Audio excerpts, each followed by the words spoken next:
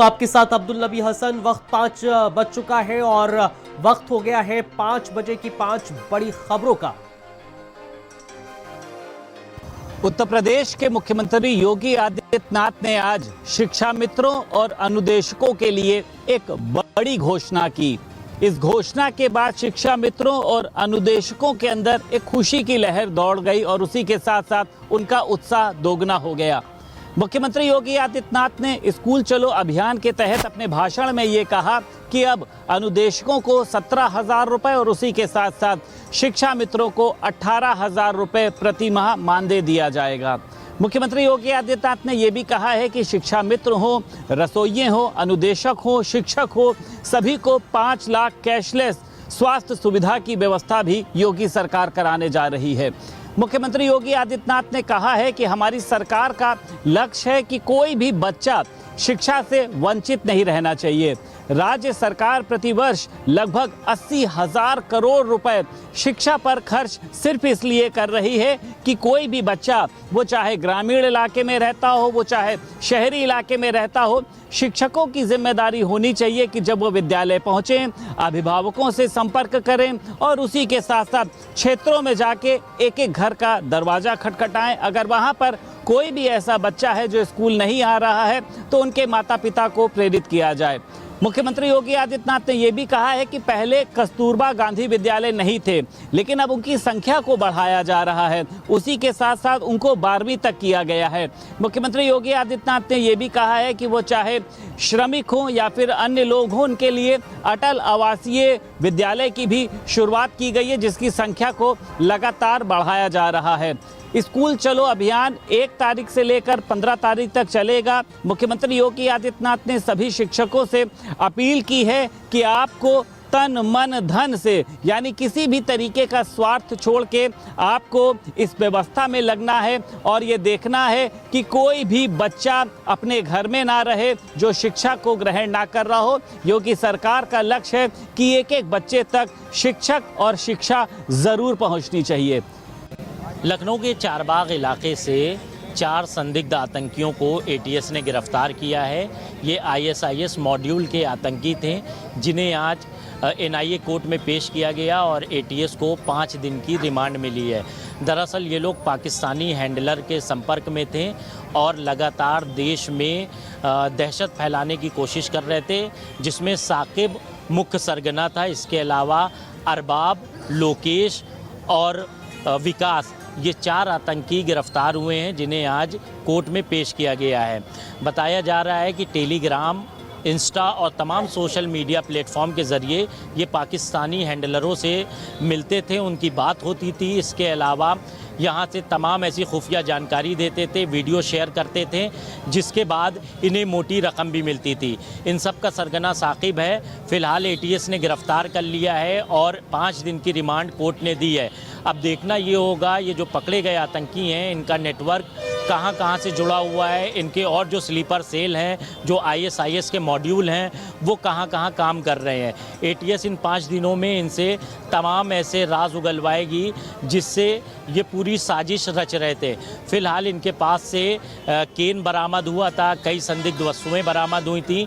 जो पाकिस्तानी हैंडलर हैं, उनकी जो आईडी है वो भी एटीएस ने बरामद की है। फ़िलहाल जिस तरह से लगातार ये आतंकी घटनाओं को अंजाम दे रहे थे, बताया जा रहा है जब ये चारबाग कल पहुँचे थे, वहाँ पर आगजनी की घटना करने वाले थे, दहशत फैलाने वाले थे। इसके अलावा इन्होंने कई प्रतिष्ठित जो संस्थान हैं, चाहे वो सरकारी भवन हो या प्रतिष्ठित संस्थान, वहाँ पर रेकी की थी, वहाँ भी ये दहशत फैलाने की कोशिश कर रहे थे। अब देखना ये होगा, जो 5 दिन की रिमांड मिली है उसमें ये आतंकी और क्या क्या राज उगलते हैं, क्योंकि इनका नेटवर्क पूरे देश में फैला हुआ है। मेरठ के थाना में शराब पीने के दौरान 3 लोगों की संदिग्ध परिस्थिति में मौत हो गई। मौत होने के बाद हड़कंप मच गया। तीनों लोग एक साथ बैठकर शराब का सेवन कर रहे थे।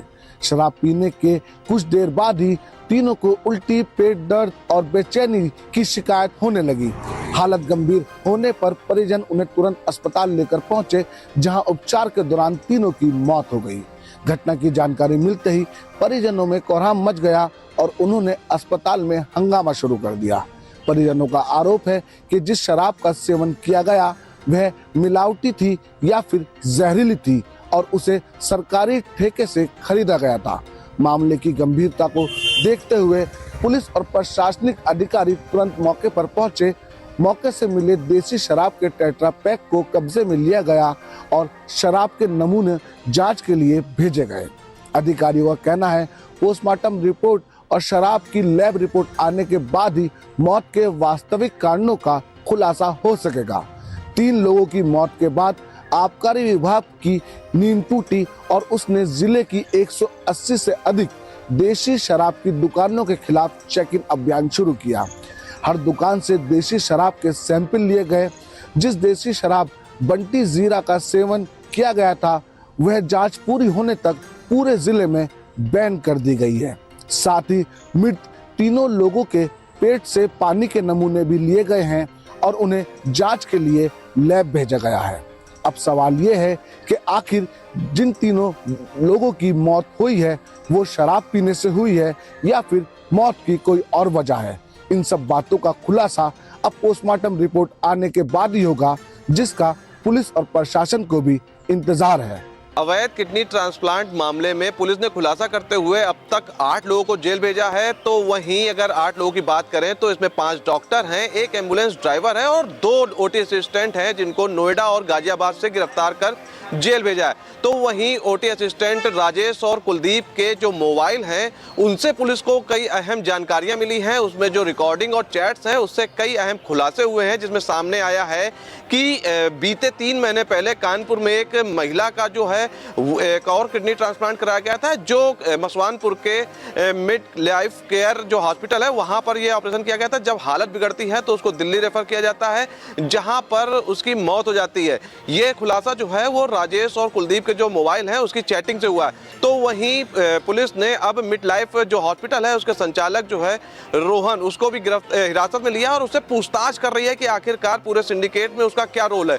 तो वहीं जो खुलासा है वो और इस वजह से सामने आ रहा है क्योंकि एक विदेशी महिला की किडनी ट्रांसप्लांट का जो मामला है वो सामने आया था। उसके बारे में जो पुलिस है वो भी जांच कर रही है लगातार और प्रयास कर रही है कि आखिरकार इसका पूरे कनेक्शन जो सिंडिकेट है उसने ही इस महिला का भी ऑपरेशन किया था, इसकी भी जांच पुलिस कर रही है। वहीं पुलिस के अधिकारियों का कहना है कि अब तक 8 लोगों को जेल भेजा जा चुका है। तो वहीं अब मुख्य रूप से जो अभी तक की जांच में सामने आया है लगभग आधा दर्जन जो लोग हैं उनकी गिरफ्तारी के लिए पुलिस जो है वो लगातार टीमें गठित की हुई है, जिनमें से कुछ टीमें जो हैं वो प्रयागराज, मेरठ, गाजियाबाद और गुड़गांव की तरफ पुलिस की टीमें जो हैं वो पहुंची हुई हैं।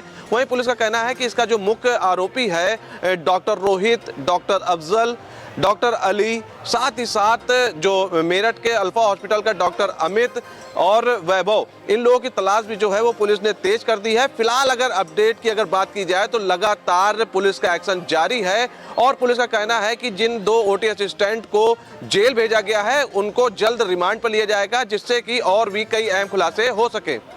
सीमा पार इजराइल, ईरान और अमेरिका के बीच चल रहे युद्ध के हालात कमोवेश अब उन्नाव के चर्म उद्योगों पर भी साफ तौर पर देखे जा रहे हैं। युद्ध के हालातों का असर इस तरह से हुआ है कि उन्नाव में चर्म उद्योगों पर यानी लेदर इंडस्ट्रीज पर इस पर खासा प्रभाव पड़ रहा है। लेदर इंडस्ट्रीज से जुड़े हुए लोगों का कहना है कि अब काम में दिक्कत आ रही है। इंपोर्ट एक्सपोर्ट के जो काम थे वो लगातार प्रभावित हो रहे हैं। जो केमिकल आता था यानी लेदर इंडस्ट्रीज के में जिस तरीके से काम में प्रयोग करने वाला जो केमिकल था वो यूरोप से होकर आता था, उसे भी अब जिनके पास स्टॉक है वो महंगे दामों पर बेच रहे हैं। यानी कहीं ना कहीं इसमें भी कालाबाजारी का अंदेशा लेदर इंडस्ट्रीज से जुड़े हुए लोग बता रहे हैं। फिलहाल जो इंडस्ट्रीज के लोग हैं उनका साफ तौर पर कहना है कि अगर ये खाड़ी देशों में युद्ध तनावपूर्ण रहा तो स्थिति और भी खतरनाक हो सकती है। इंडस्ट्रीज के लोगों का कहना है कि 50% तक लेदर का काम प्रभावित हो चुका है। यानी चर्म का जो काम था, उद्योग एक बड़ी व्यवस्था थी, अर्थव्यवस्था है भारत की, कहीं ना कहीं वो प्रभावित हो रही है। 50% तक लेदर का काम में गिरावट दर्ज की गई है। इस गिरावट की वजह से जो लेदर इंडस्ट्रीज में काम करने वाले गरीब तबके के लोग थे, गरीब तबके के मजदूर थे, वो कहीं ना कहीं प्रभावित हुए हैं। उन्हें भी घर बैठने के आदेश दे दिए गए। स्थिति सामान्य होने तक लेदर इंडस्ट्रीज से जुड़े हुए लोगों का कहना है कि स्थिति सामान्य होने तक अभी कोई काम नहीं हो पा रहा है, जिससे कहीं ना कहीं फैक्ट्रियों में काम कम है, इंडस्ट्रियों में काम कम है। तो ऐसे में मजदूरों को भी घर में बैठने के लिए कहा गया है और जब तक खाड़ी देशों में तनाव शांत नहीं होता है तब तक हमारे पास भी कोई दूसरा विकल्प नहीं है। अब कुछ और बड़ी खबरों पर डालते हैं नजर।